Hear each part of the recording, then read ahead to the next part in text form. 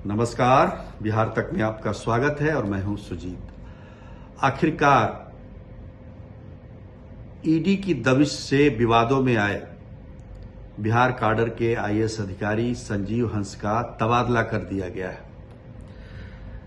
संजीव हंस बिहार सरकार के ऊर्जा विभाग में प्रधान सचिव थे।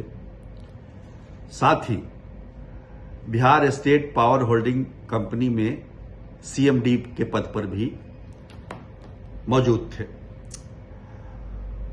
जब से ईडी की दबिश शुरू हुई है तभी से ये अंदाजा लगाया जा रहा था कि संजीव हंस को पर कार्रवाई होगी बिहार सरकार की तरफ से।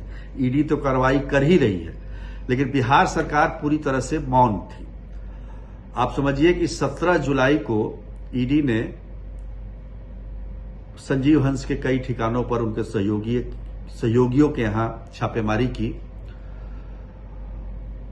और बताया गया कि बहुत सारी चीजें बरामद की गई, दस्तावेज बरामद किए गए, बेनामी संपत्ति के दस्तावेज। इसके बावजूद सरकार की तरफ से कोई कार्रवाई नहीं की गई, यहां तक कि पद पर वो लगातार बने रहे।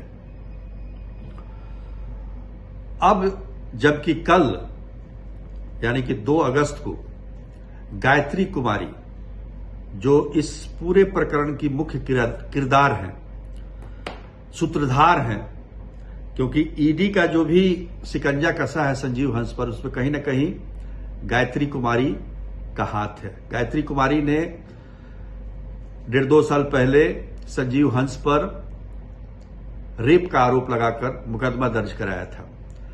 कोर्ट के आदेश पर यह मुकदमा दर्ज हुआ था, लेकिन इसके बावजूद बिहार सरकार ने कोई कार्रवाई नहीं की।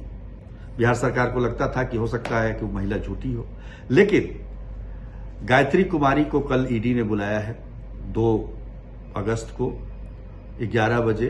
उनसे पूछताछ होगी और उनसे ऐसा माना जा रहा है कि बहुत सारी जानकारियां, महत्वपूर्ण जानकारी ईडी को प्राप्त होगी। ईडी ने इसके लिए प्रश्नावली भी तैयार कर ली है। हालांकि बहुत सारी चीजें जो ईडी को आज पता है, उसमें इन सूत्रों का बहुत बड़ा हाथ रहा है। अब तो पूछताछ होने जा रही है, आमने सामने बैठ के पूछताछ होगी, तो निश्चित तौर पर बहुत सारी चीजें, बहुत सारी बातें वो निकलकर सामने आएंगी। तो उसको देखते हुए बिहार सरकार ने आनन फानन में, ये आनन फानन क्या कहेंगे, देरी से लिया गया ये फैसला है, क्योंकि 17 जुलाई को ही ईडी का रेड पड़ा था संजीव हंस के यहां और आज 1 अगस्त है, तो काफी देरी हुई इसमें। और कल की बात सुन लीजिए, कल भी तो ईडी ने संजीव हंस के जो निकट सहयोगी हैं उनके यहां दबिश दी।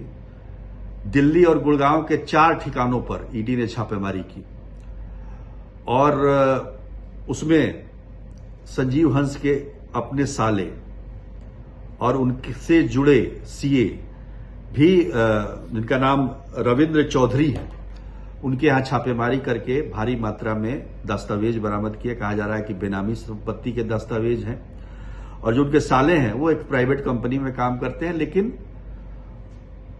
बहुत उनके पास जो संपत्ति है वो आय से बहुत ज्यादा है, तो उसको भी देखा जा रहा है। तो कुल मिलाकर स्थिति अब ये है कि देरी से ही सही बिहार सरकार ने संजीव हंस पर कार्रवाई की है, उनका ट्रांसफर किया है, उनका तबादला किया है। सामान्य प्रशासन में उनको योगदान देना है, यानी कि उनको कोई विभाग नहीं मिला है, कोई पद नहीं मिला है। तो निश्चित तौर पर बिहार सरकार को खतरे का अंदेशा हो गया है।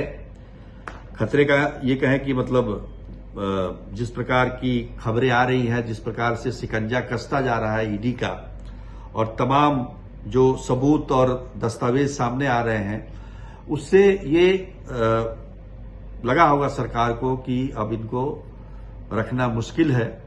तो इन परिस्थितियों में सरकार ने आज शाम उनके तबादले का आदेश जारी कर दिया है। निश्चित तौर पर संजीव हंस पर जो भी आरोप लग रहे हैं और जो भी ईडी की तरफ से जो भी कार्रवाई की जा रही है, उस पर बिहार सरकार को पहले ही संज्ञान लेना चाहिए था और उनको कम से कम पद से हटाना चाहिए था, जैसा कि अब उन्होंने किया है। तो निश्चित तौर पर हम ये कह सकते हैं कि देर से लिया गया ये फैसला है।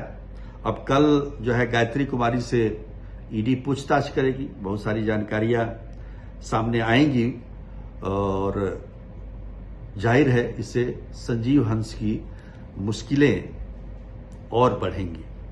तो आज के लिए इतना ही, तब तक के लिए नमस्कार।